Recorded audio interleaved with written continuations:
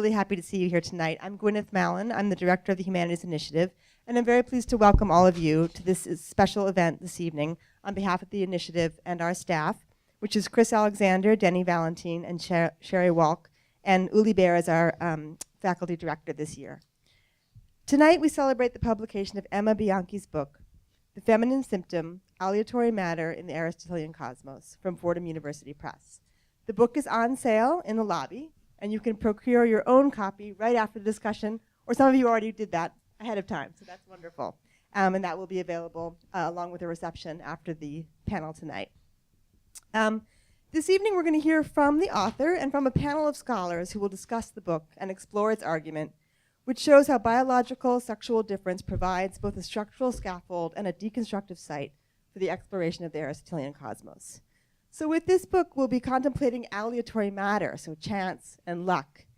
And myself, as a former dancer, that makes me think of Merce Cunningham and John Cage and their chance dance and music.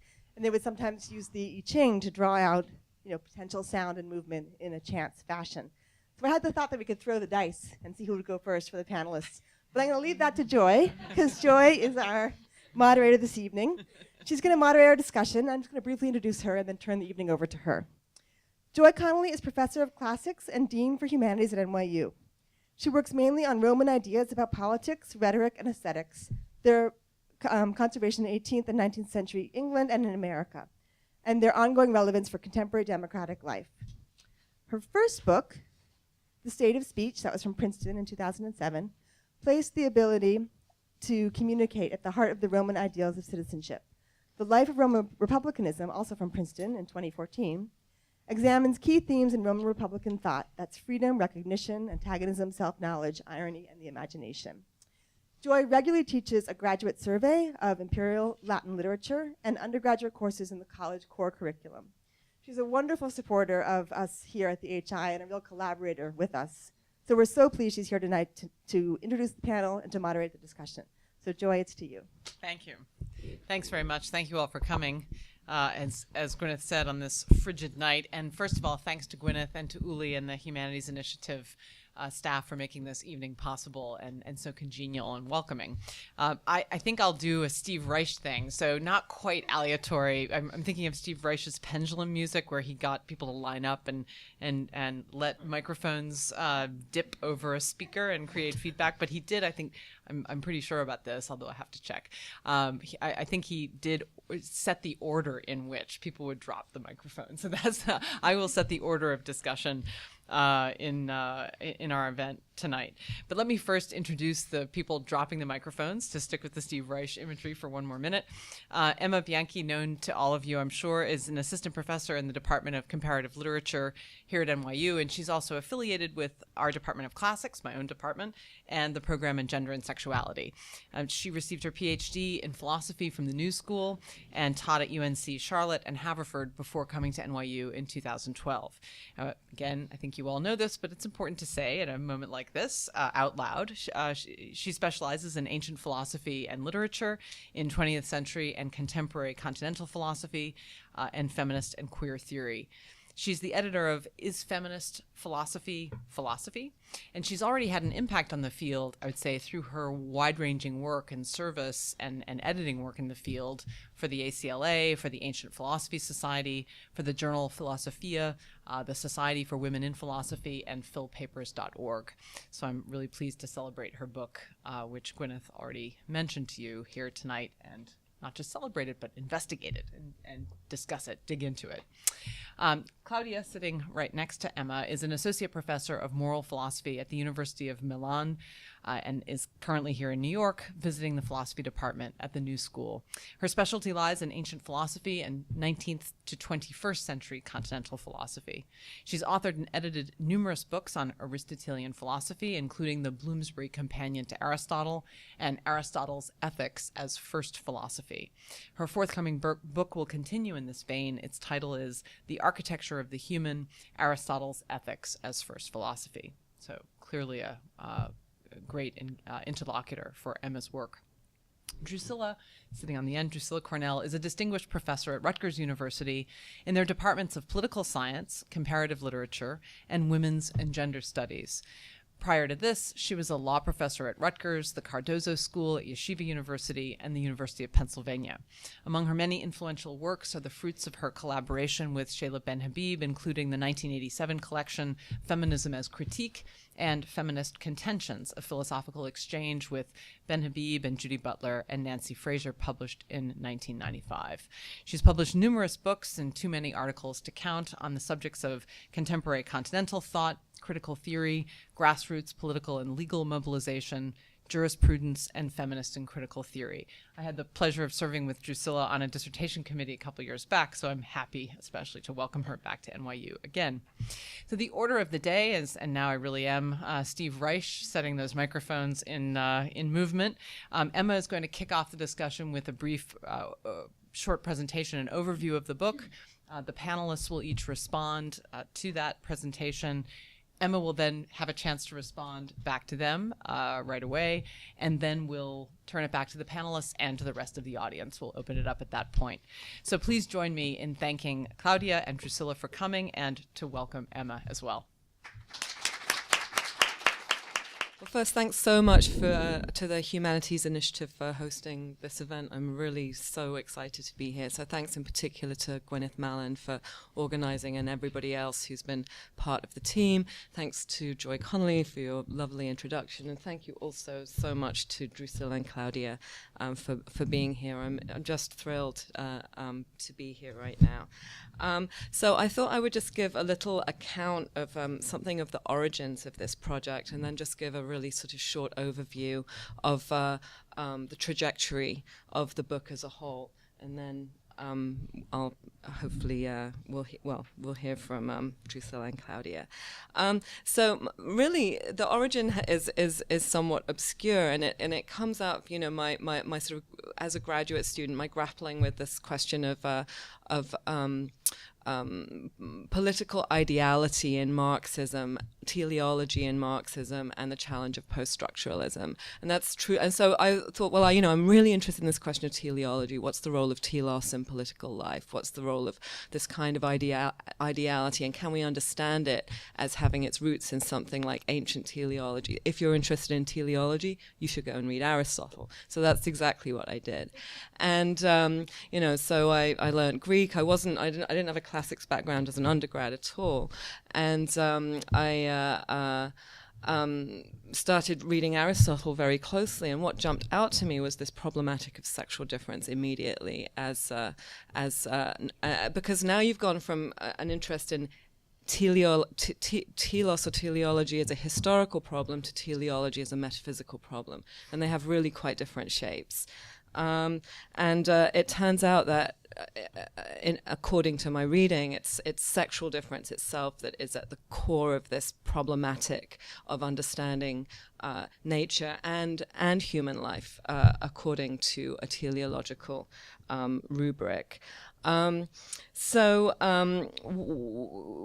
focus in reading Aristotelian metaphysics was to think about his theory of causation and its relationship to chance, and it's in this context that the question of the female comes to the fore. Metaphysical coming to be is sort of is a problematic of biological coming to be for Aristotle. That's my core intuition, I think, about Aristotle's philosophy. Biological coming to be is the problem at the center of Aristotle's philosophical thinking, and indeed a quarter of his extant works are devoted to biology, so what we see when we look at his theory of sexual reproduction in biological, especially in animal coming to be, right, is that there's this way that the theory of cause, and especially this split into matter on the one hand and form, motive cause, and final cause on the other hand, get apportioned to female and male. But then the problem arises: how do you give rise to a female offspring? Well, something has to go wrong, and how does something go wrong? What's the provenance of something going wrong? If the motive cause is on the side of the male, where does this disruptive influence come from? And so I developed this as this notion of the feminine symptom, because and what's indicated by this notion of symptom is, what I want us to hear in this is the Greek word, the Greek origin of our word symptoma, which means coincidence, a chance occurrence. It comes from the Greek sympipto, to fall together. Much like coincidence, the Latin root for coincidence. So the coincidence here is that there's a disruption and a failure, but also one that serves the teleology, because sexual reproduction has to continue to happen. So the trajectory of the book is that the first 2 chapters cover Aristotle's own thinking about cause and chance in the second book of the Physics. So his account of these 4 essential causes is followed by a supplementary account of non-essential causes: luck, chance, spontaneity, necessity. And then I sort of do this analysis of his notion of necessity as he has this notion of hypothetical necessity, or simple necessity, that comes from the prime mover, right? That is what could not be otherwise, what is always the same. So the necessity of the heavens is simple necessity. It's ordained by the divine prime mover. And then everything starts getting messier in the sublunary realm. And you have this confluence of teleological necessity with these other kinds of necessity that he figures as compulsion or force. The word is bia, which is a sort of violence in the system that disrupts it.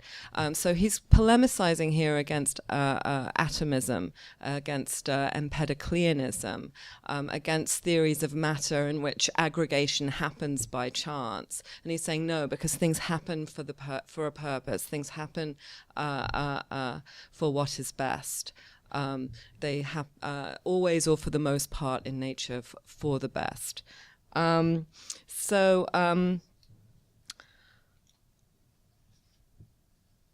So in all this, what I'm doing in these 2 chapters is seeking a buried source of motion, that the one that's inherent in matter, the one that could be the disruptive force that moves against this teleology that he doesn't explicitly theorize. Because his essential causes would bring all sorts of motion back to a paternal source, and that's how he figures the motive cause, the archekinesios, is as a father or advisor. So it's very explicit. The third chapter takes us back to the Platonic context, and it's a reading of Plato's Timaeus, his cosmological and cosmogonical dialogue. There I look at the figure of the quora, the third kind, the errant cause. So you've got the schema of being on the one hand, the world of the forms, the world of becoming, the world of motion and coming to be, and the idea is that there's this sort of imprinting of the forms onto this pre-existing notion, this pre-existing stuff that is quora, space, or receptacle. And this is a much more slippery notion than anything that we see in Aristotle. And indeed, Plato comes up with many figures. It's figurally motile as well as physically motile. And its figures also are the nurse and the mother. So there's a feminine aspect to this quora, this errant cause. Following that, Aristotle takes up the notion of the quora and reduces it to matter on the one hand and place on the other. So the following chapter is an exploration of Aristotle's notion of place. And Irigaray famously has, in her Ethics of Sexual Difference, has done a psychoanalytic feminist analysis of this notion of place. So this is the topic of the next chapter. Aristotle, Irigaray discusses Aristotelian place as a maternal container for the motile male. And so what I do in my chapter is I move from the sublunary realm, where I think that's true. I think Irigaray's analysis correct, but moving to the superlunary realm, to the heavenly realm, where the prime mover does not function as a place, but as an object of desire. So this is a slightly different, because you can't get there. There's no sort of there's no rectilinear motion in which an entity moves towards a proper place and finds its place. There's just this sort of constant identificatory, mimetic, circular motion. So having gone up there, the following chapter on motion in Aristotle's Cosmos traces a downward fall to Earth. And here I'd like us to hear the symptoma again. From the prime mover to the circular motion of the heavenly bodies, and thus down to the earth via the slant of the sun's ecliptic. This slant, this cline, this is also something I read according to this notion of the feminine symptom.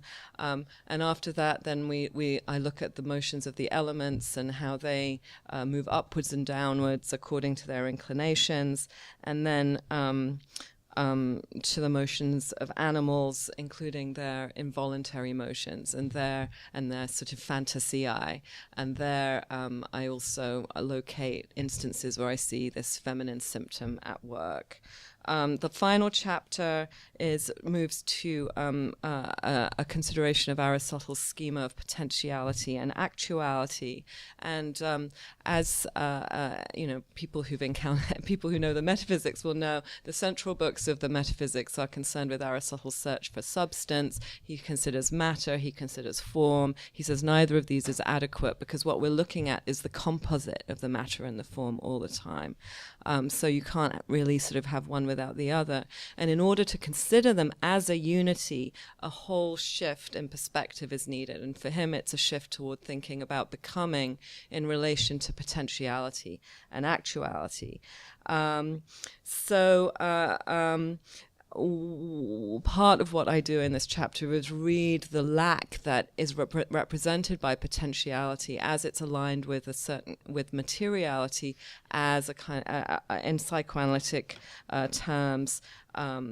As involving tropes of blinding and castration. I mean, Aristotle uses these tropes himself.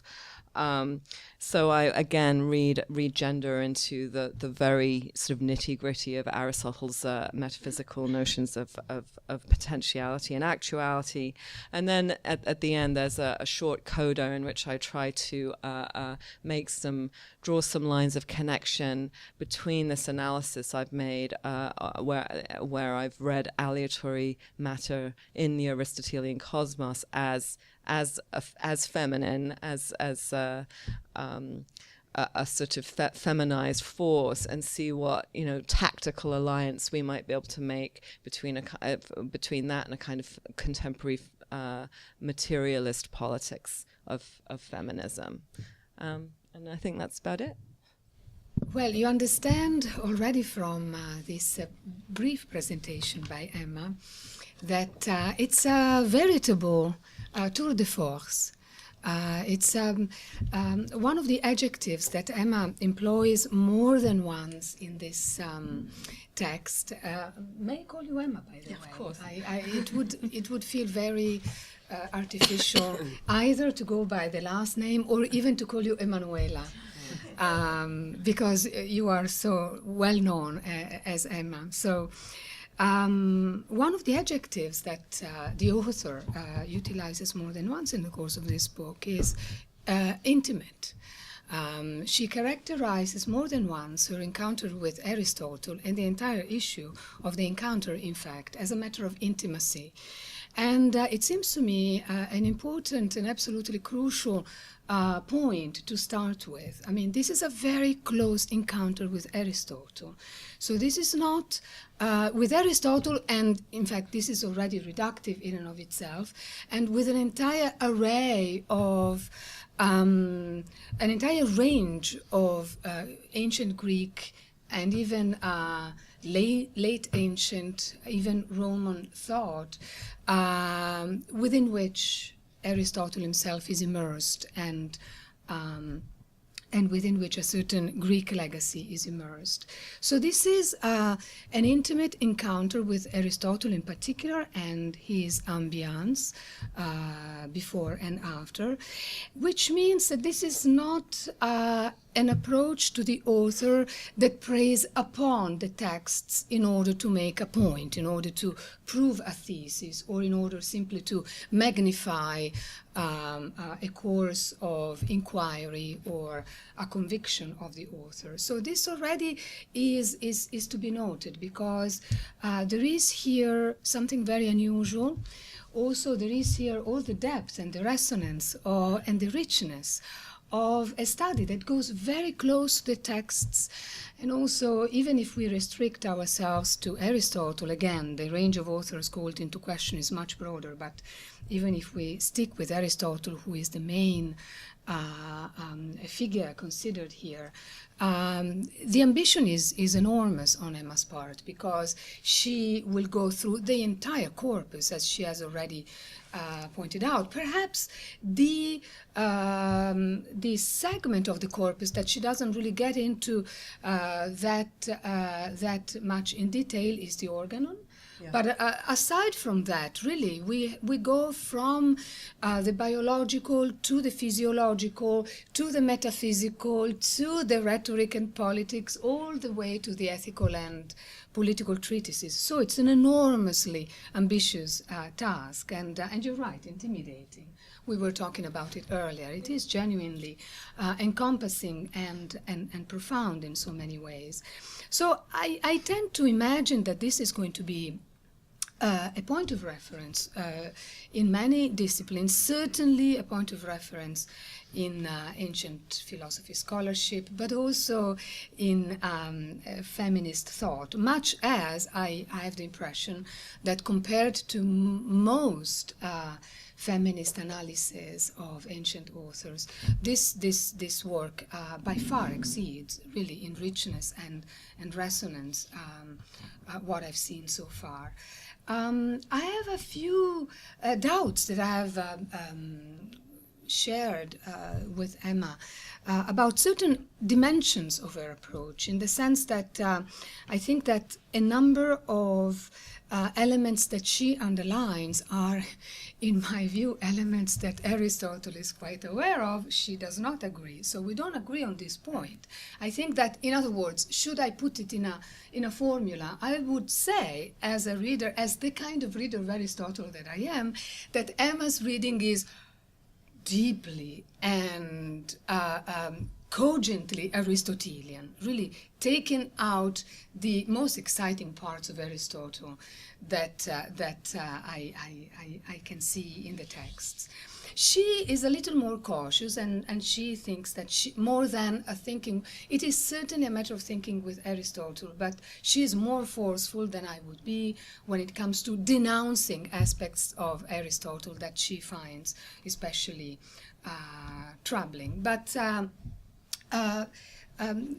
regardless of what my particular inclinations might be, I find very important the groundwork and the overall way in which Emma herself frames her own operation. And so I would like to give you a taste, a flavor of this text, because ultimately what we are doing this evening is really celebrating the publication of this text and the marvelous outcome of Emma's research. So I would like to go with you through a few lines here and there, in particular regarding this overall way of framing her own approach to Aristotle. This first passage, which is from the introductory remarks.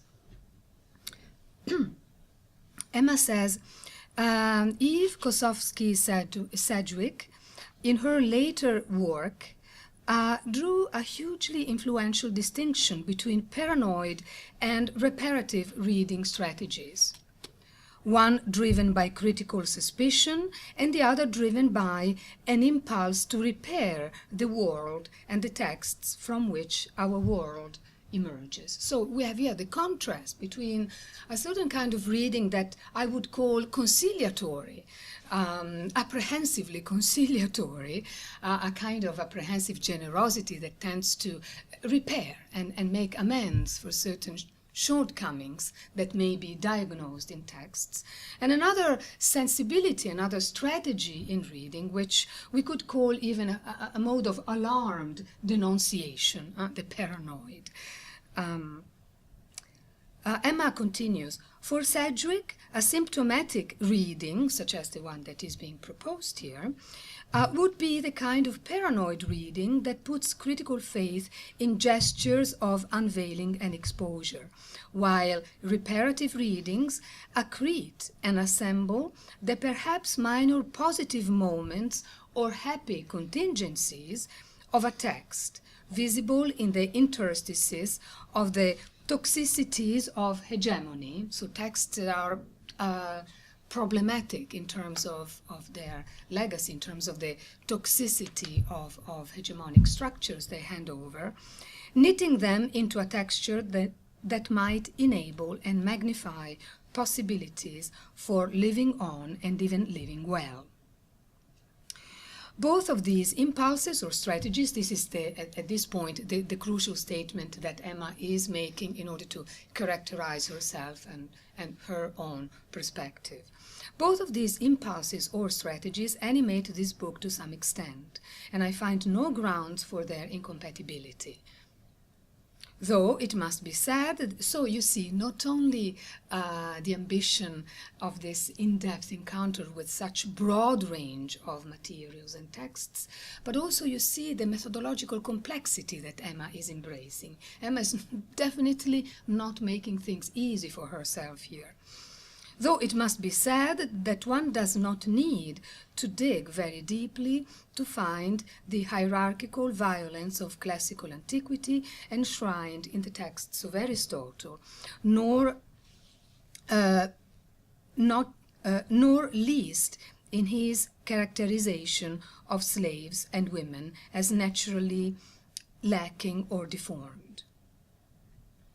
Alongside paranoid and reparative reading strategies are no doubt, and this is also another crucial point that Emma is making, are no doubt many other affective stances at work in what follows, possibly involving the full range of transferential feelings one might normally associate with fathers, mothers, or lovers, real and symbolic, rage, love, frustration, forbearance, hatred, wonder, and so on. And any claim on my part to be fully conscious of them all, would be necessarily disingenuous. So this is fantastic. I mean, we have this level of risk-taking when it comes to the methodological framing of one's own work. We seldom have this level of willingness to also make one's own take, one's own perspective vulnerable and fragile and precarious. So Emma is offering her own take, which is a bold one, as we said, a perspective that will certainly identify in Aristotle one of the most crucially problematic forefathers to our tradition in all its hegemonic and even totalizing inclinations, with the totalizing modality of teleological discourse in particular.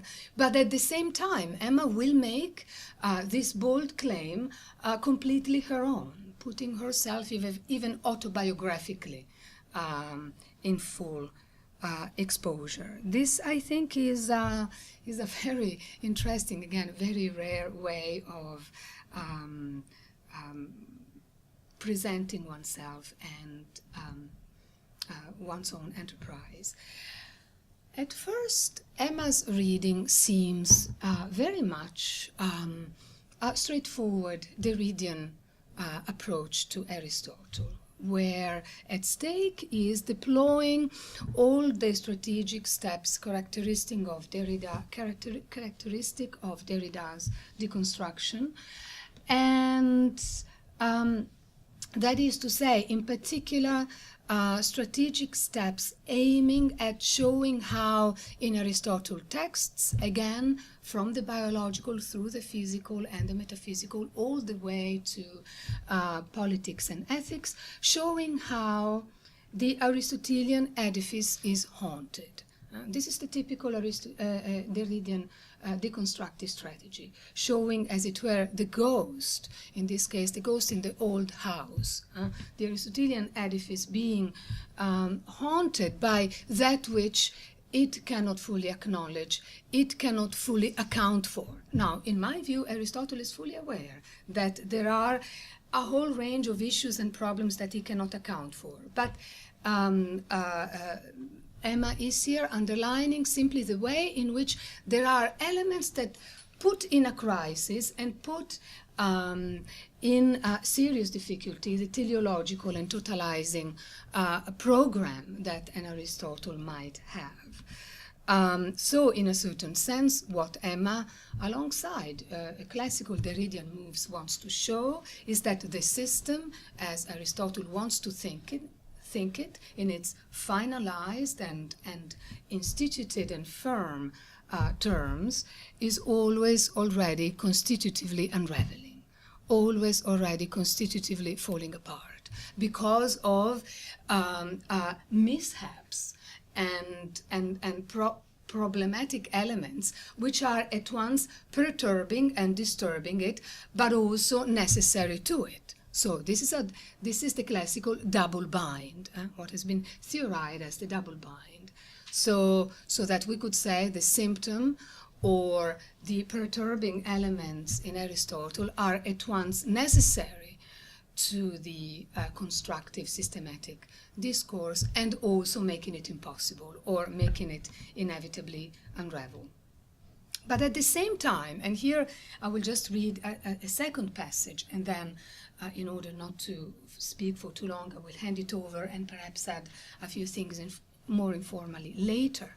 But at the same time, Emma is not simply mechanically applying Derridian protocols to the ancient texts. This would be a very mechanical way of employing the theoretical resources of a Jacques Derrida, who certainly is an extremely influential thinker for all of us. But certainly we don't have in Emma simply the exploitation of deconstructive mechanics applied. But rather, it seems to me, she aims at showing how simplistic and one-sided are all those readings, including classical feminist readings, that tend to overemphasize the dualistic structures in Aristotle. So this is an extremely subtle feminist take, because it runs against Aristotle as much as it does against a number of more straightforward, classical, already seen and vastly circulating feminist readings. Thriving on the formulation of these dichotomies, form and matter, very familiar terms, actuality and potentiality, activity and passivity, causality and chance, order and disorder, finally, masculine and feminine. Rather, Emma wants to show that far from being on the side of passivity and on the side simply of the disorderly and the unruly, far from being written off as the dispensable element, the dispensable pole in these dualities, Emma wants to show that the feminine figures in its most dynamic, most energetically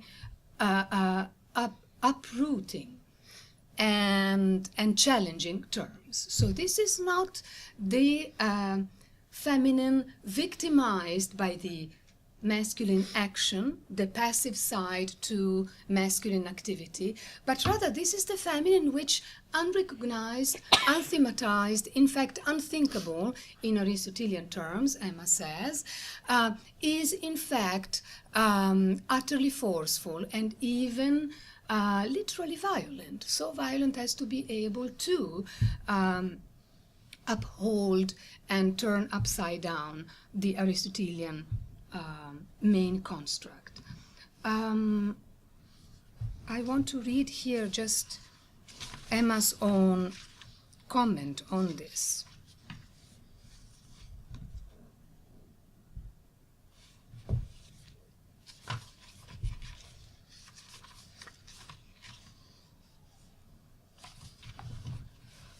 I'm not finding it.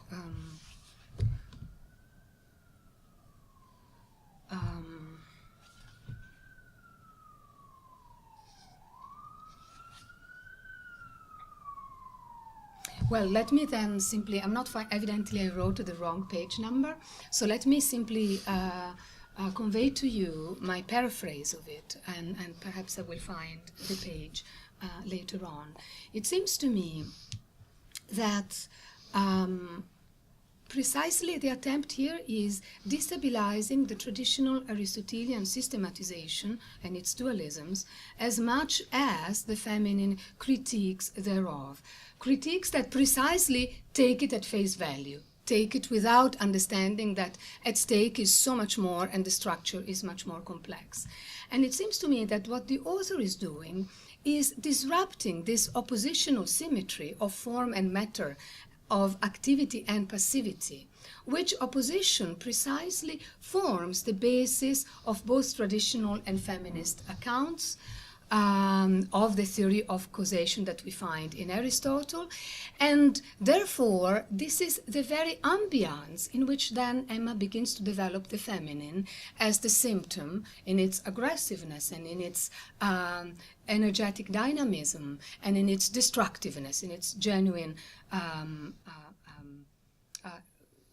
disruptively creative, if I can put it this way, function.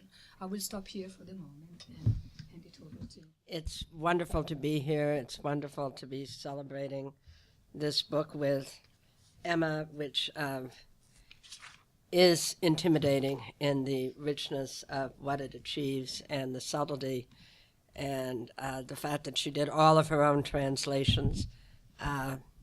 This is a true book of scholarship. I wrote to Claudia and said she convinced me about all her readings of Aristotle, but I wouldn't dare to challenge any of the Greek translation. So I'm totally convinced by her argument. They're not all my translations. I modify some of them. Do you believe she might be seriously intimidated? This book is intimidating. But it's intimidating for all the right reasons, which is that it really is a serious book of scholarship. I mean, like many of you, I've read a lot of the critiques of Aristotle from a feminist perspective, and you may think you have that critique down, but after Emma, you don't think you have that critique down. I'm going to focus on Chapter 4, and I consider Chapter 4, you very beautifully, Claudia, went through the paranoid and the reparative. I consider Chapter 4 to be one of her more reparative readings of Aristotle, because it's not just exposing the underside of how the feminine as aleatory matter disrupts, but also how Aristotle's cosmos actually disrupts Irigarai's readings of Aristotle. Emma affirms in all of her readings that she's indebted to Irigarai, but rejects that her readings of Aristotle either promote a feminine imaginary or a feminine imaginary to come, nor Nietzsche, at least in this book, because she reads the role of aleatory matter in Aristotle as disruptive of the pre-constituted sexual difference in any form of the two. For Emma's readings of Aristotle, the feminine as aleatory matter is precisely the disruption of the teleological direction of form, and yet one that must undermine it at the same time. In her reading in Chapter 4, she reads with Irigarai, who very controversially will take psychoanalytic narratives and apply them as a mode of critique or an entry in to classic texts.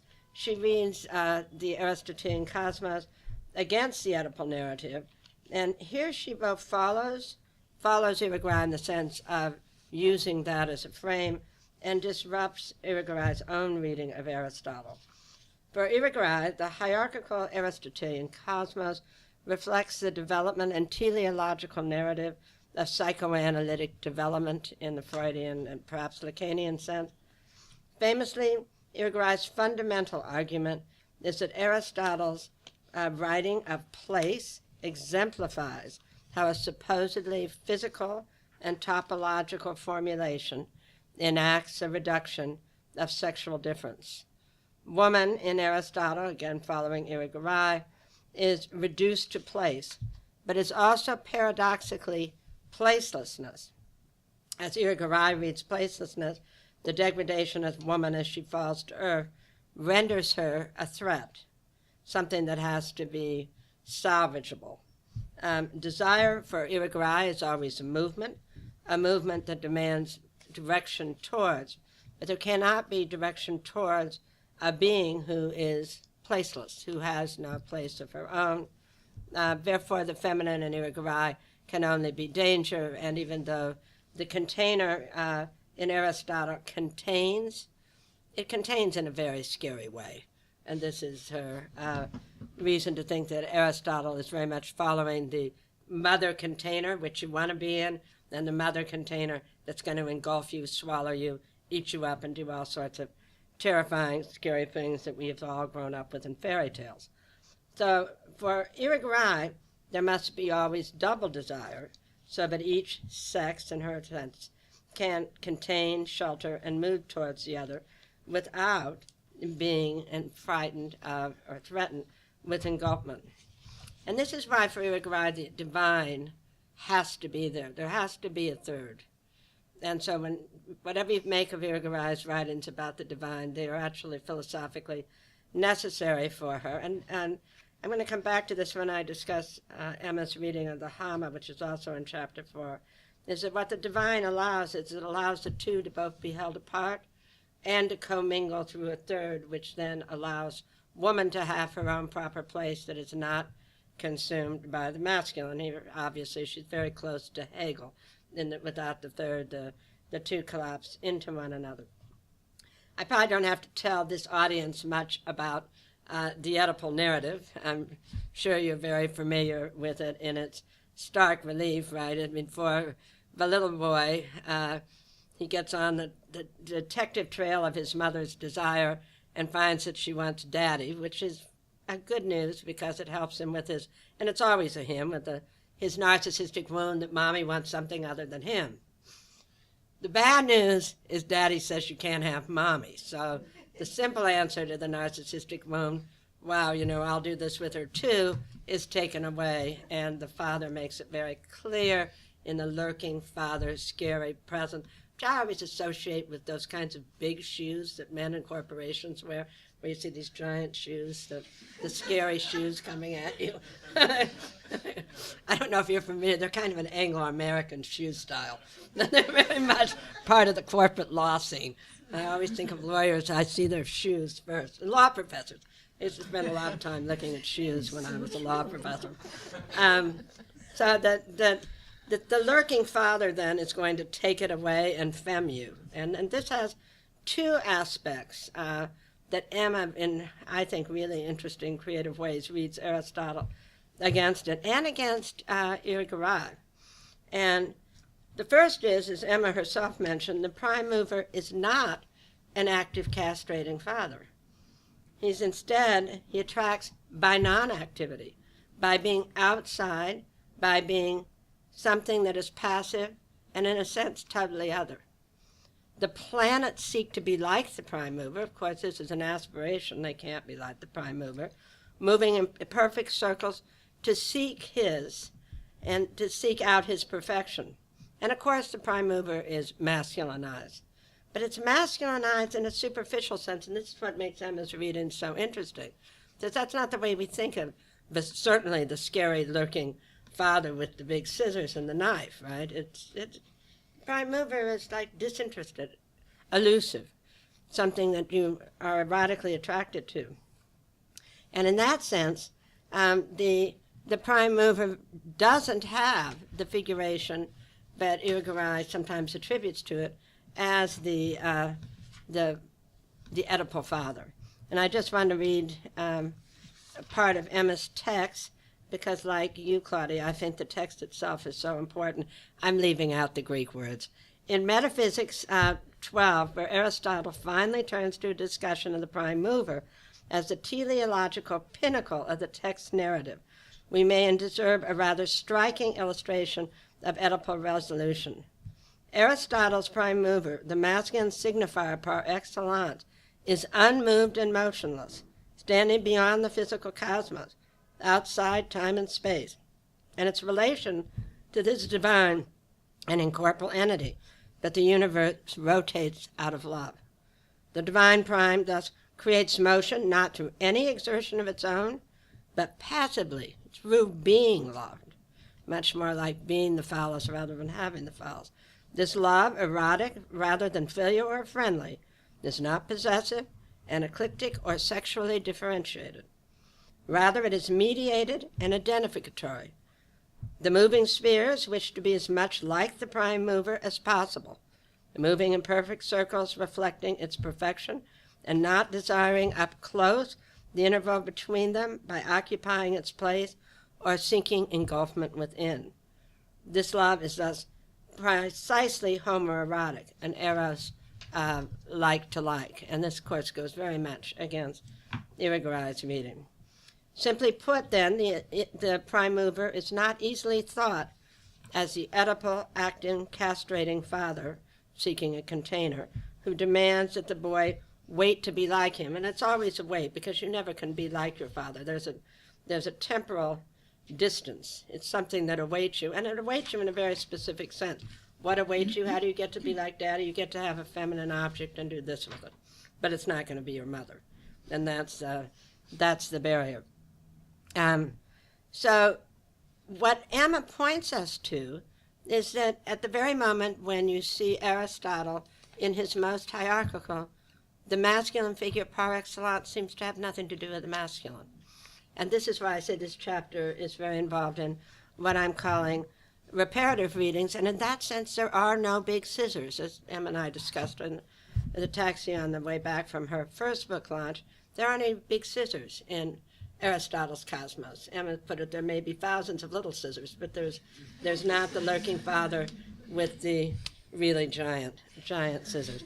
And again, to turn to Emma's text, she says, in relation to place, the prime mover serves as a placeholder beyond the cosmos, rather than occupying any specific place or space within the cosmos. Furthermore, the prime mover, qua unattainable paternal love object, points to possibilities beyond the prohibitive either-or of sexual difference decreed by both positive and negative Oedipus complexes, in which one must identify with one parent and desire the other. The Aristotelian heavens are driven by a force that is both identificatory and erotically desiring.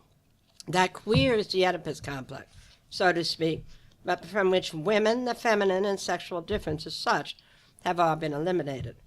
The contrast to Irigaray for Aristotle, it is not the woman that revolves about the center like an electron, but the masculine heavenly bodies that move in perfect circular motion in relation of pure homoerotic identification with an impassive metaphysical father.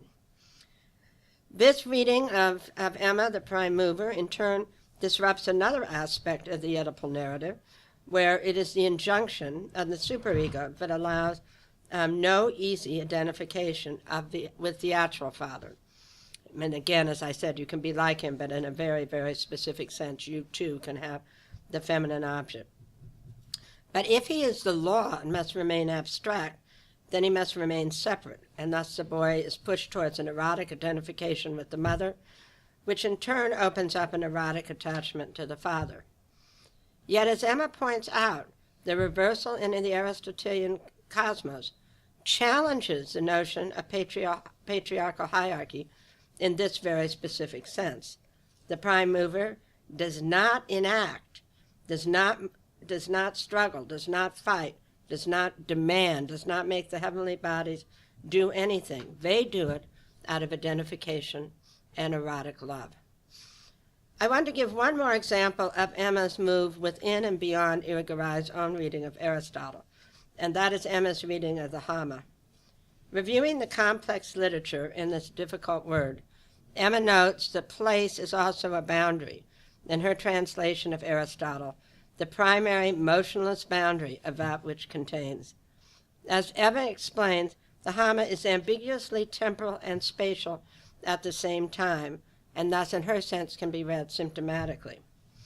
And what is the significance of this reading? Remember how for Irigaray you have to have the divine, for there must be an interval or third between two sexes, to find a proper place for the two to disrupt the engulfment of the woman by the one. The divine, which can be seen as a kind of interval, the space, the boundary which keeps the two apart, is always for Irigaray a third term. The interval in this sense can be read as differently as an active boundary which both separates and contains, and in this way you would not have to move, as Irigaray does, to the divine. If you want to move to the divine, don't get me wrong, I'm cool with it. But if you don't, perhaps Emma's reading of the Hamma might be another way of thinking about an active containing boundary. Emma asks us to read the Hamma with Derrida to open up another different way of thinking about how an active boundary both separates and contains at the same time, and therefore the Hamma again disrupts any easy reading of Aristotle, even as he thinks of what place is as simply, what we think of as a container that is there with no activity. The Hamma, the boundary, actually acts. It actually separates. So as you see, what's so interesting to me about this, the prime mover is passive and the Hamma is boundary and container is active. So you have the masculine and the feminine, but they become blurred. They become something that gets out of Aristotle's control, because obviously Aristotle would like the man to remain in his place and be the man, but it doesn't work for him. And this Emma shows us throughout her reading of the text. I just want to read one more textual analysis again, because I think what she's claiming, and this leads just to a few closing remarks about how the Oedipal narrative could be, quote-unquote, repaired in a certain reading of Aristotle. The fall into sexual difference signaled by Oedipus, with its renunciations and compromises, its non-negotiable either-or, is inevitably and structurally a tragic narrative. One cannot thwart a tragedy, first by simply placing it with a comedic delirium of gender perfusion or non-identity. Nonetheless, this analysis has allowed us to catch sight of the fact that the developmental and narrative processes by which we become sexuate beings, biological, physical, social, historical, and so on, are always already subject constitutively to multiple relentless displacements and deviations, minute and large. These are not inconsequential and thus require close theorization.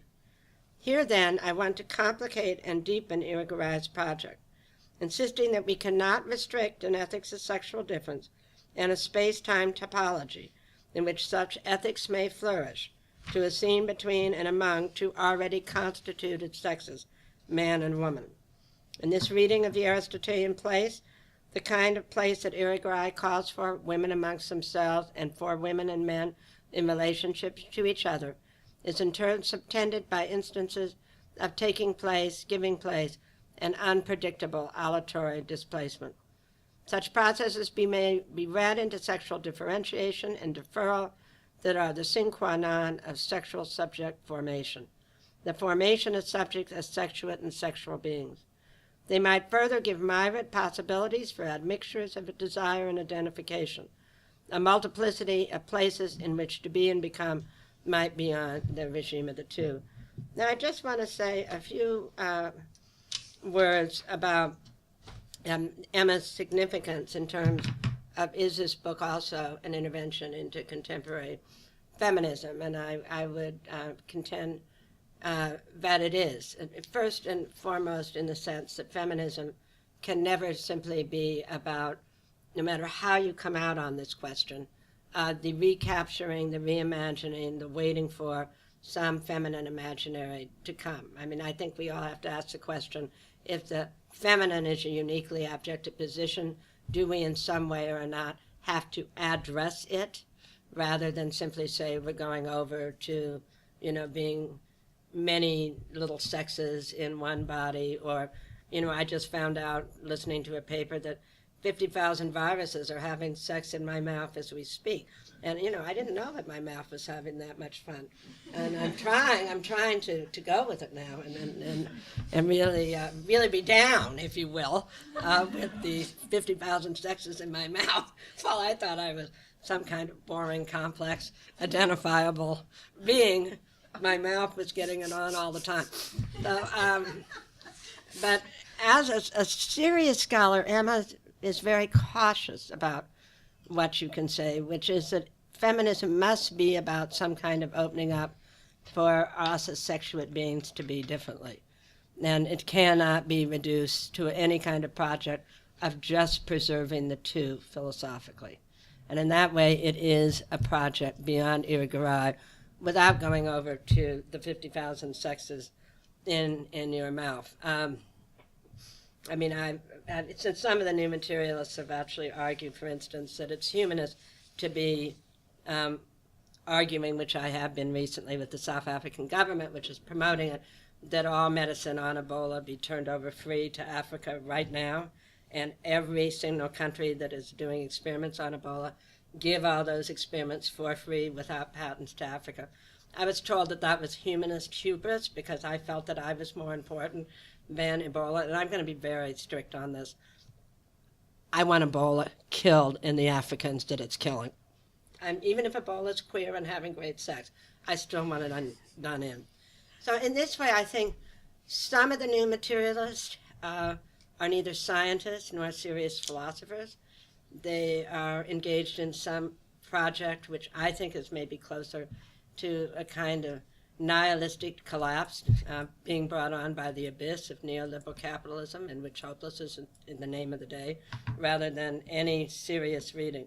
What Emma is doing, though, is actually asking us to think some of the questions about materialism differently in a way that's beyond Irigaray's project, which seems to me to be very provocative and very much in line with some of the best feminist thinking about the renaturalization, such as the work of Liz Krauss. So I do see this work as having enormous significance for feminist theory.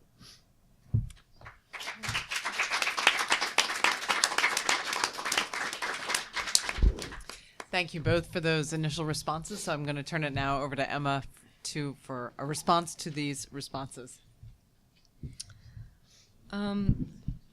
First, thank you so much to both of you. I'm really overwhelmed with, you've said such lovely things.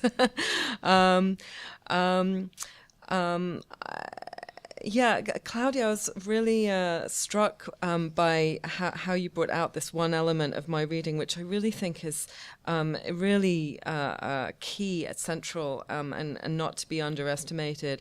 And I think that it's this question of where motion is in the Aristotelian cosmos. And I mean, I think what I'm always seeing in Aristotle, and you may think he's aware of this, and he might be aware, but if he's aware of it, it's messed up, right? Because what he's constantly doing is accruing the source of motion, the archekineseos, back into his essential causal picture, which is demiurgic. It involves the notion of the kind of the acting craftsman upon, and then the acting craftsman has to have something to act upon, and so I think that he's always, in any situation of change or becoming, necessarily separating the components out into active and passive, into ruler and ruled. And you see how those that it's political as well as metaphysical at the same time. And so the question of the source of motion then becomes this like highly charged political question. I think, yes, what I am, and I've really felt extremely sort of well seen in the project by your saying that, you know, it's a kind of exploding out really of this question of motion into the cosmos altogether, and not allowing him to only have the motive cause, have the motive goodies, because you know, so in shifting the male female distinction away from the form matter distinction into a distinction where you've got a sort of teleological moving cosmos on the one hand, and then this sort of strange aleatory sort of scene of chance occurrence on the other hand. You've got motion there on both sides. Two orders of movement and two orders of motility. And, you know, what's interesting about that, actually, is that, you know, in the Platonic, I mean, and maybe we can talk about this more another time, but in the Timaeus, you know, the source of motion is the chora. It's what shakes. It's a chaotic motion. And then, of course, you could argue, well, a non-ordered motion is just as good as no motion at all. But I think that's not true, especially in a Platonic cosmos where you've got, you know, the pure abstraction of the forms, where really there can be no motility, although of course the Platonic myths belie that because they're full of all of this motion at all times. But the forms themselves, I mean, Plato's constantly polemicizing against motility and in favor of stasis. You know, it's the trees that can survive the hurricane that are the most tree-like of all the trees. But I think you know, in that cosmogony, he does explicitly say the chora is in motion, and that's what I think Aristotle evacuates. That's what he's trying to kind of, and when he reduces chora to matter on the one hand and place on the other, he's trying to evacuate them of their motile quality. I'm not saying consciously, but that's, I think, part of what's going on in the move to a teleological cosmos.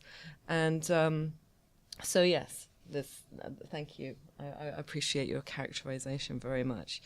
And Drucilla, thank you so much. You know, I mean, this question of the role of the feminine, I mean, I think one of the things methodologically for me is that feminism actually comes first in this project. It doesn't move toward a formulation of feminist politics at the end.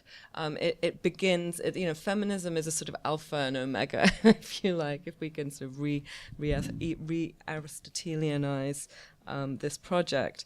It's methodologically primary, and therefore also, you know, remains a crucial question at the end. You know, and it's a tactical alliance that I'm sort of saying could or may be productive between this sort of notion of the aleatory, because, you know, the aleatory has got a fairly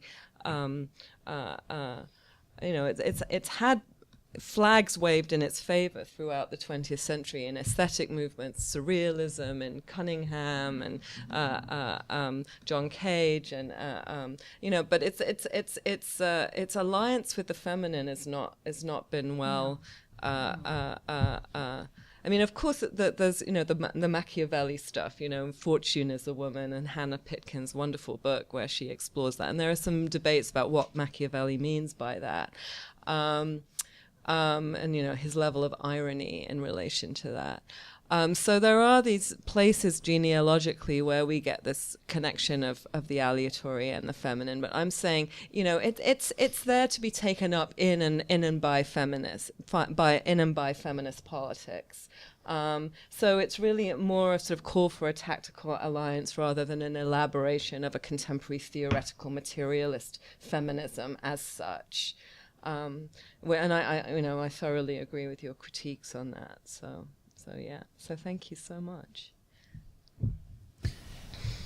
Thank you. I'll now open it up to the panelists if they wish to respond briefly, but to the audience as well.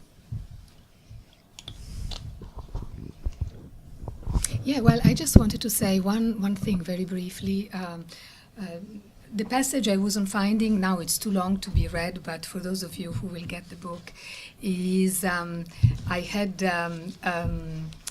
17 and 18. It was in fact 27, 28, so 10 pages later. So I will not go through it now, but I was quite amused because without even agreeing or exchanging the substance of our remarks this evening, I think we've been doing something very similar. We've really underscored the Aristotelian root of this project, even as it might go one step beyond the rigori, and with rigori we all mention an author crucial to us.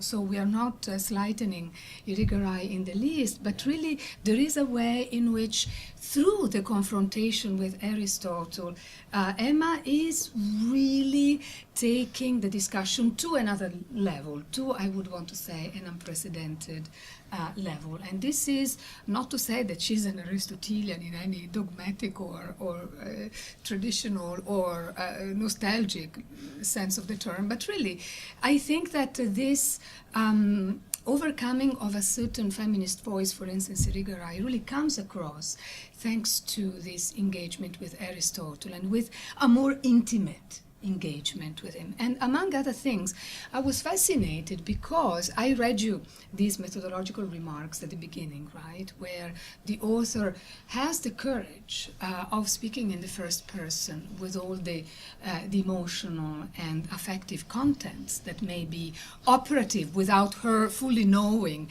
Again, because the aleatory is, of course, working even in the working of the author, precisely the author who is not fully authoritative on his or her own work underway.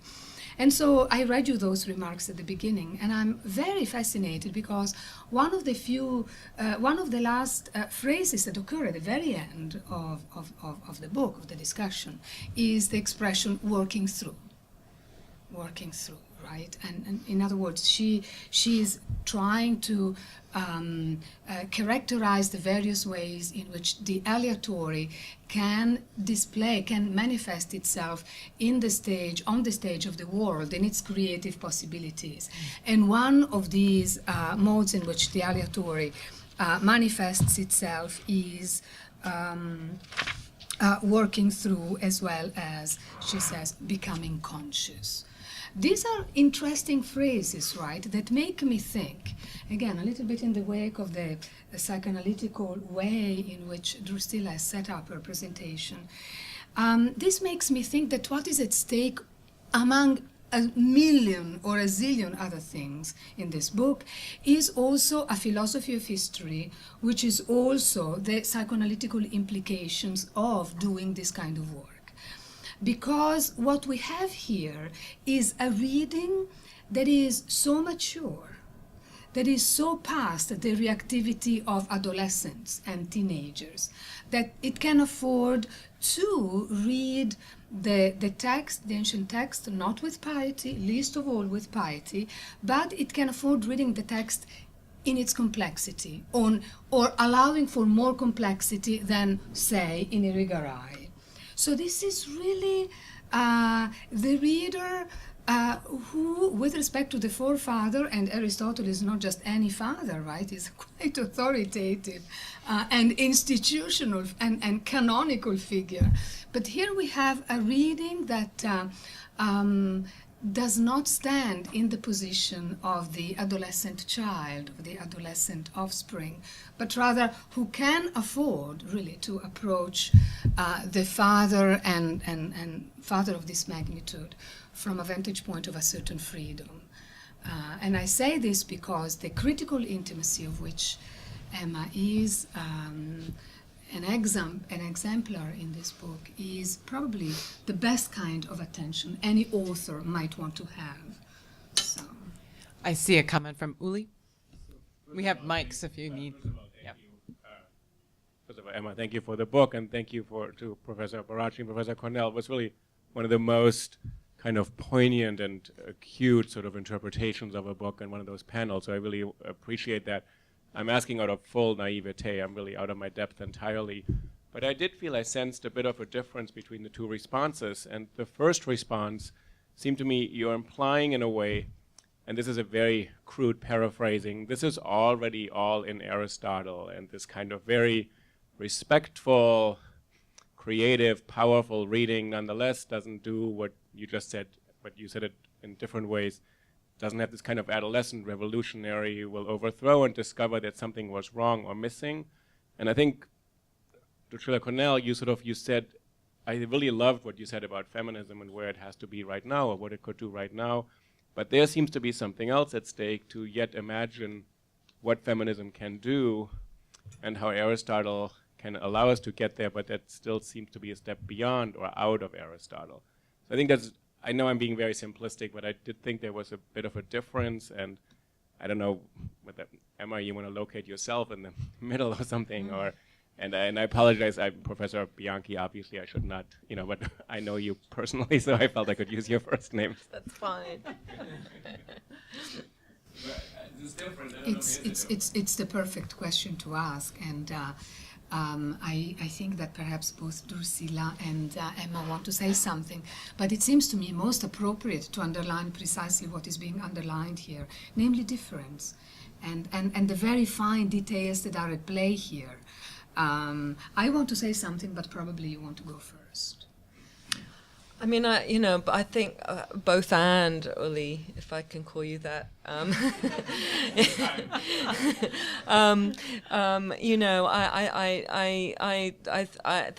There's I think I do sort of strive for this intimate deconstruction, which stays within the terms of the texts, displaces them, but then in this sort of final gesture, I do have this push to sort of take it in a different direction, right, into a sort of contemporary feminist political frame, that in which there's a conversation with Althusser, there's a conversation with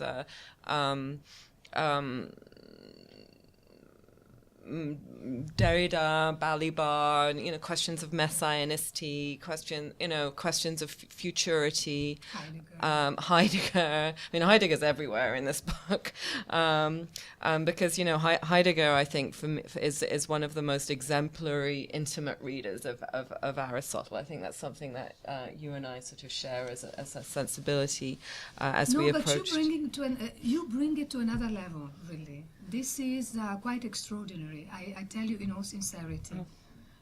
You, I think, go far beyond what I've seen so far in terms of critical, deconstructive, feminist, or even Heidegger-inspired readings. Wow. So.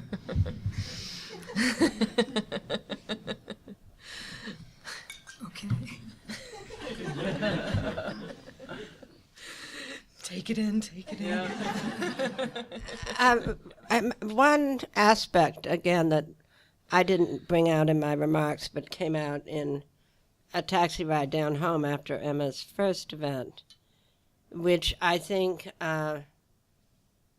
maybe this is an answer to you and a question to Emma at the same time, may distinguish some of Emma's work from some of the other, the new materialists. And a lot of the new materialists claim to be working with science. And science redeems truth and falsity. Falsification is crucial. So if you want to say something like Karl Barth's statement, quantum states apply to complex systems like bacteria, and you're up against a physicist, namely Smolin, who's written a paper called the Real Ensemble paper, which has predictions, and which has won the day. The quantum states do not apply to complex systems of any sort, including bacteria. And this has a lot to do with putting quantum gravity and general relativity together with quantum mechanics beyond just this one proposition. But that's a falsifiable proposition. So a lot of the new materialists say they're working with science, but they're not working within the way scientists work, within a regime of truth and falsity, which is what Isabel Stengler would say, brings the materialist there as a demand. That there's a question that's raised, there's something that can't be answered. The scientist has to start thinking about why it can't be answered. What part of the material world is saying there's something there that you're not getting? If the material world were to speak to the scientists, and a lot of scientists speak as if it does. But the crucial thing in the way it relates to Emma is it actually relates to what she calls futurity and the messianic. In other words, if there is a material that's other to us, that makes claims on us in terms of requirement and obligation that we pay attention. I mean, one of the classic examples is the discovery of the neutrino. The neutrino, there is no such thing out there called a neutrino that we have direct access to, saying, hi, I'm a neutrino, look at me, look at me, look at me. That's a fantasy. We find neutrinos through the language of science, but the only way a supernova can burn without collapsing into a black hole is through a neutrino. So there had to be something out there, but that's the material world. Emma's materialism is that there is actually material that is other to us that can't be completely contained.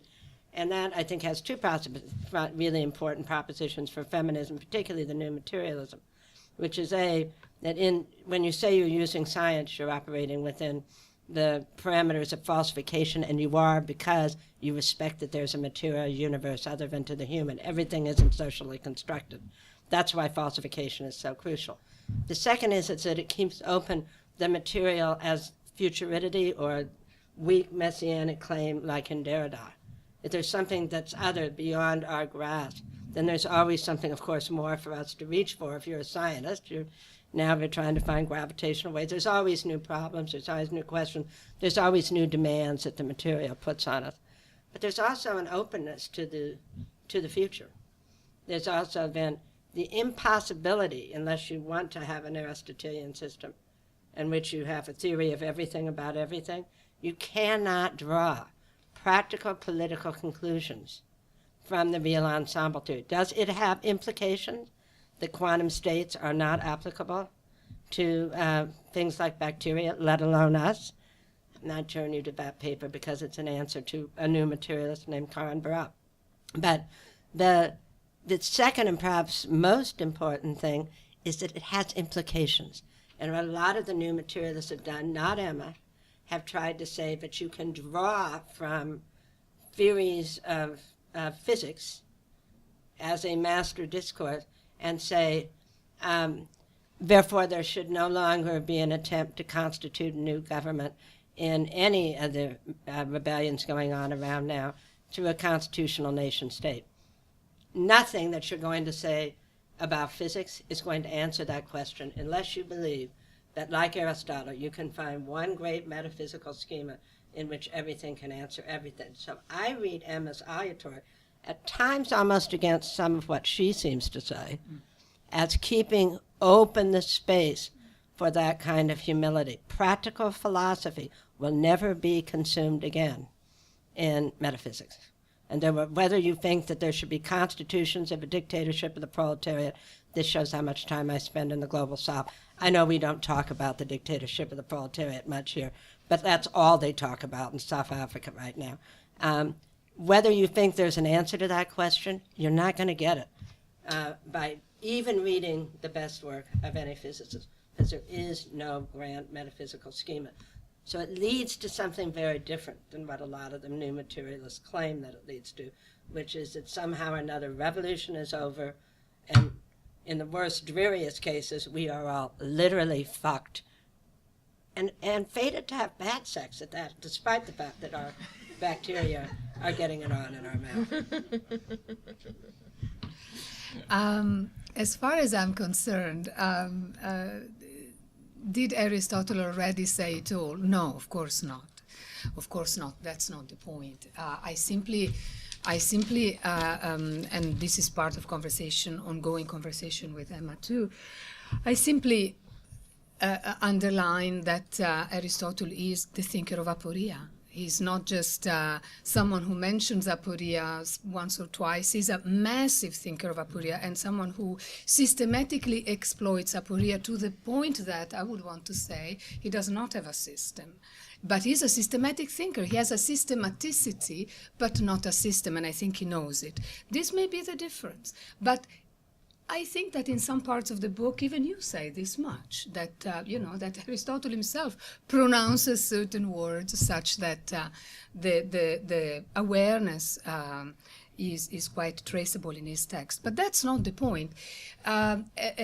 Even if Aristotle were to be acknowledged as the most compelling thinker of aporia and of open systematicity ever, it seems to me that still the unique imprint, the unique signature, the unique turn that Emma brings to this work is precisely in connection with what Drucilla just said, showing how the aleatory here and the aleatory in thinking tout court really functions as the ultimate resource for all manners of contestation and revolution and natality and change.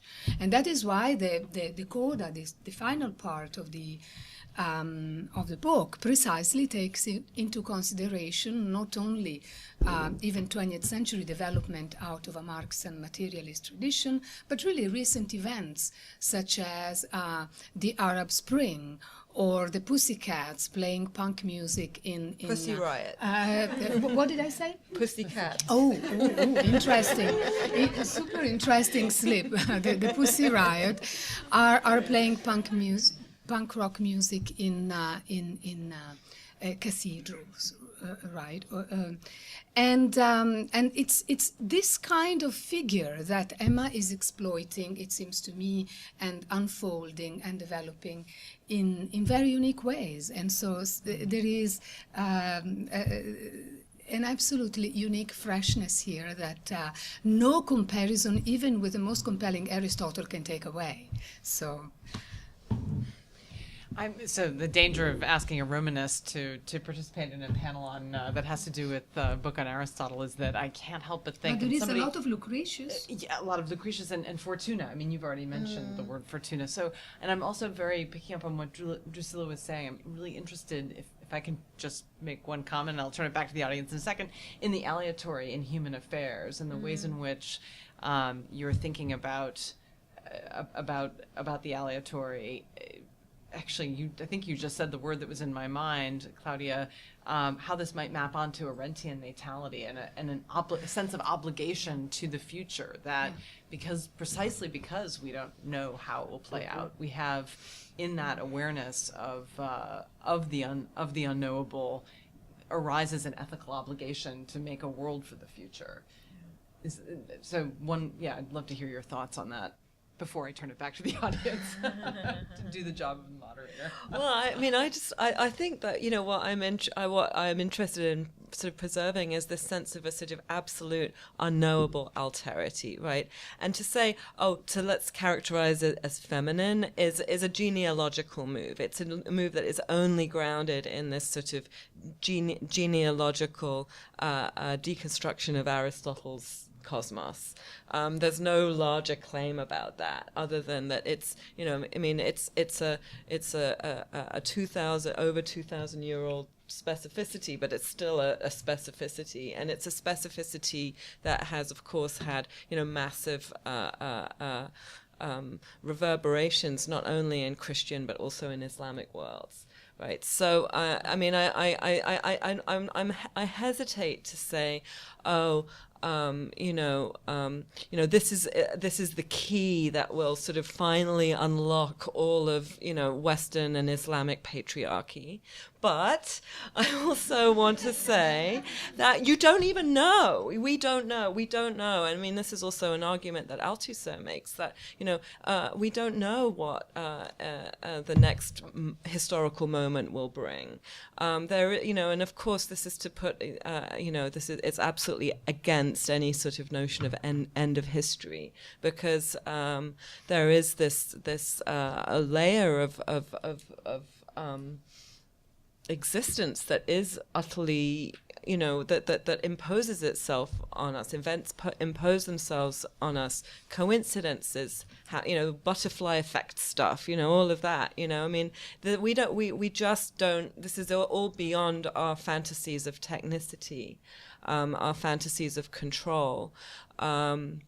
I think, in a Nietzschean spirit, what I'm doing is it's calling for a kind of tactical transvaluation of that in the name of a kind of emancipatory, liberatory feminist politics that has this genealogical grounding and history in and for Western thought, but I don't think I can, and I think there may be something about that structure of that absolute alterity that always brings with it something that Derrida, following Benjamin, will call a sort of weak messianicity. But I very much am more on the kind of Althusserian, non-ontotheological side with that. I think, I don't know. I mean, Heidegger's also in there somewhere, but I don't know that he's the most sort of salutary person to bring into a conversation about politics, especially this year. But in terms of our sense of, obligation to the situation into which we're thrown, I would want to hold on to it, what I think of as a kind of salutary anti-humanism of Heidegger, which is the notion of we're not in favor of the humanity or life because we're waving a flag because we think humanity and life are so great, but just because we are the kinds of being for whom being is a question, and we are continually in a situation where that question needs to be raised over and over again. So. And of course, the word natality I smuggled in because Arendt is a conspicuous absent figure here, and so I was wondering why. Why is Arendt conspicuously absent? I think because I find her so humanist. I think. I find her. I mean, and Adriana Cavarero just made an argument for her as a post-humanist, which I thought was really provocative and wonderful.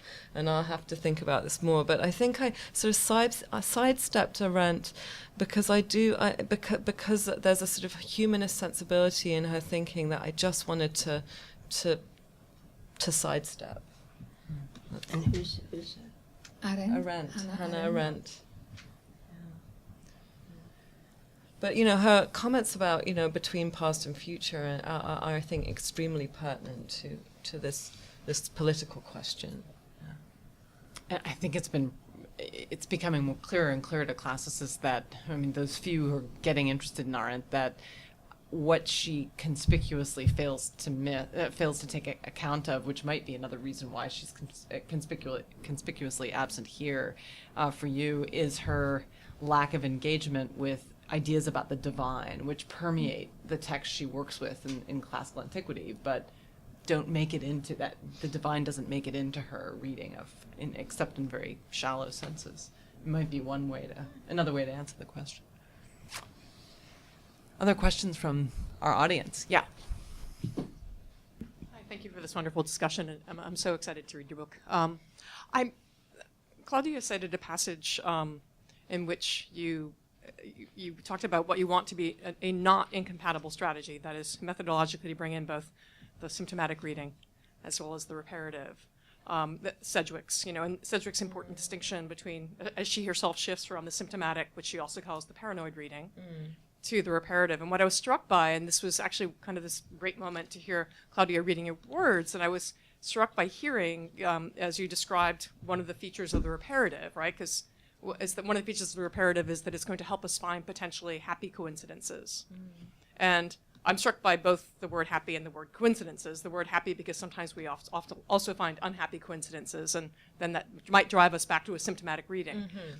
So I wanted you to talk a little bit more about the relation between the symptom and the coincidence, because what's so fascinating, so of course it can't be an incompatible reading methodology, because even in the distinction that Sedgwick gives us, you then show us, as you parse them out, that the reparative reading already contains the trace of the symptom that's been denied in the coincidence that it allows for. Does that make sense? Yeah. So there are always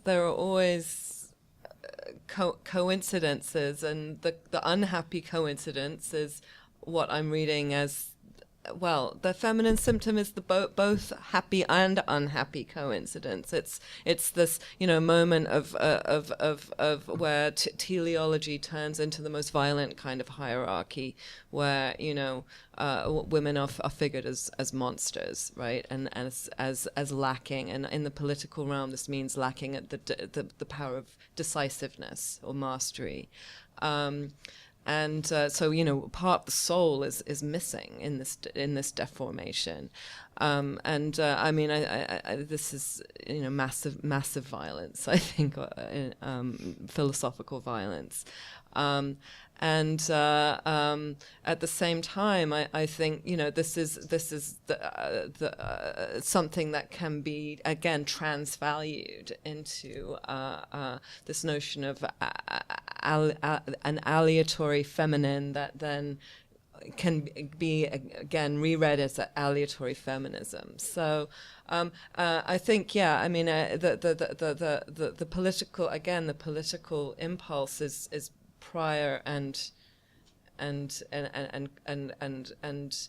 guiding and takes us all the way through, and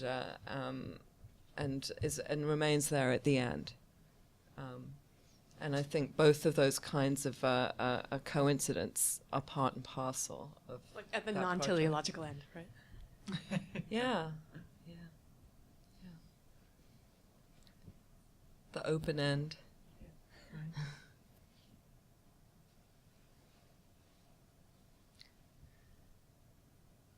Further comments, questions? Do you want to adjourn to further questions and discussions over wine and cheese, or continue? I mean, if there's no more... can I just say one thing to Drucilla about the new materialist physics? Because, you know, yes, I think what I'm doing is something very different because it's genealogical.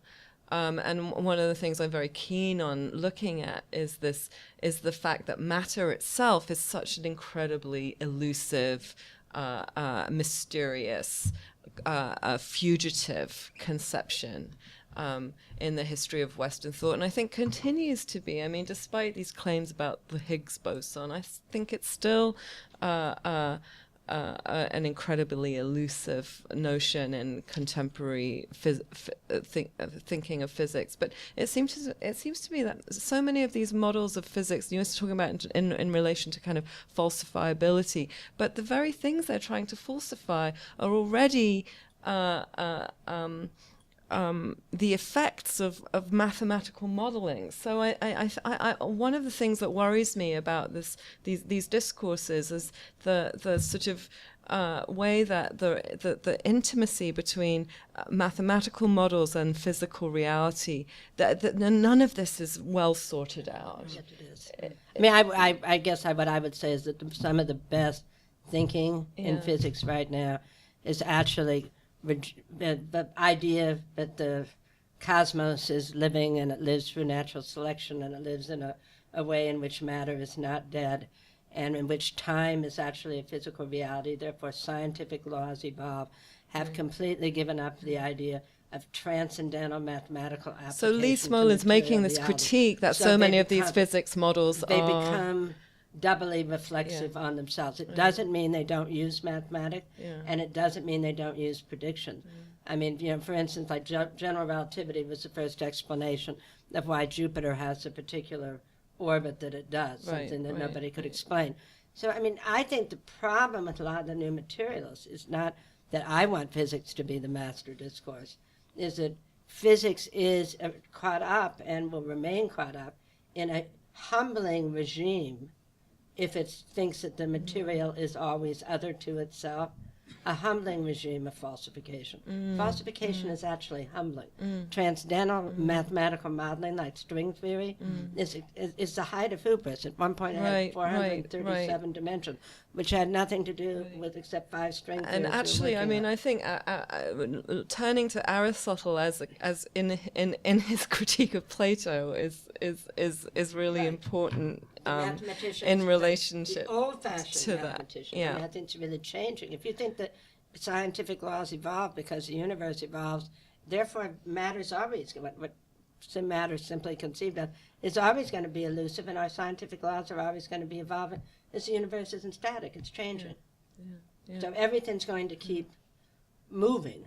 And in that way, the old-fashioned Platonic driven notion of mathematics that we would finally grasp the truth of the entire universe implies a static universe.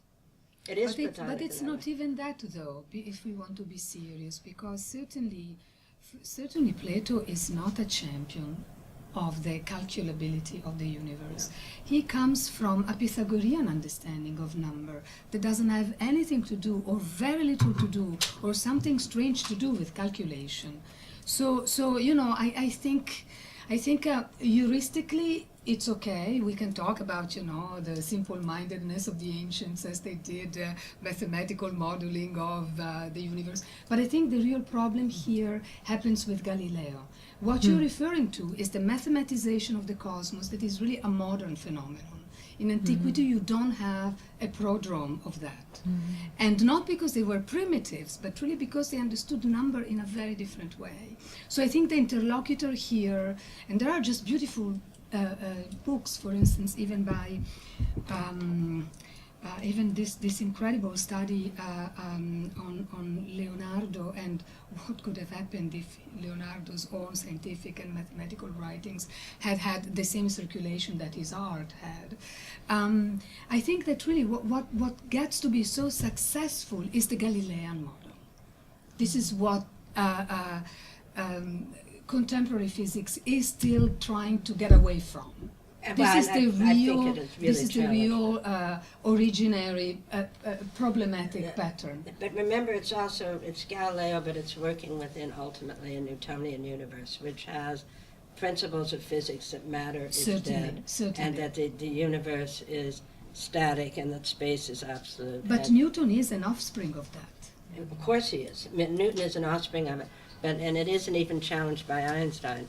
But it is being challenged now. Once you think that the universe is constantly evolving and scientific laws with them, it's not going, I mean, I would never again pretend to know exactly what Plato said about number, but I know that there were aspirations of, in Kant, I mean, Kant's a great explanation of why mathematical laws can apply, even though we can never know what the objective universe is and why we can calculate.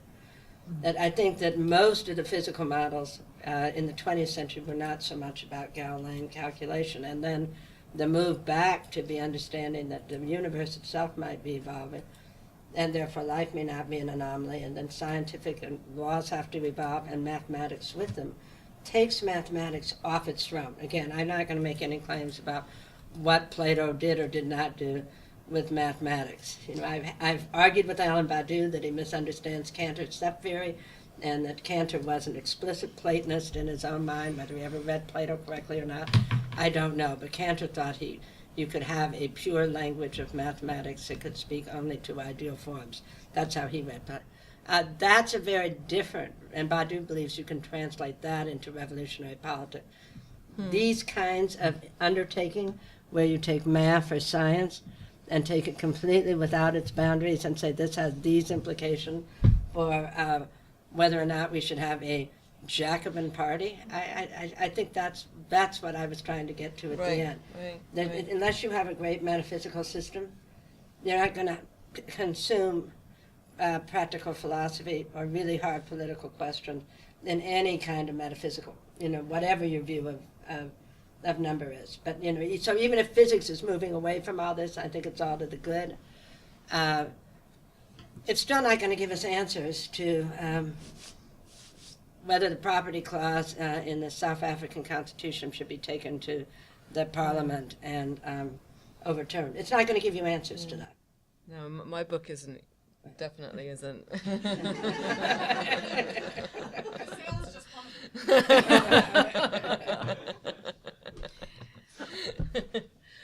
And the author, by the way, of this book on Leonardo and science prior to the modern paradigm is Fritjof Capra, we've spanned such an incredible range of topics and questions. I won't even try to sum them. I had a little brief fantasy of trying to sum them up, but I'm not going to try.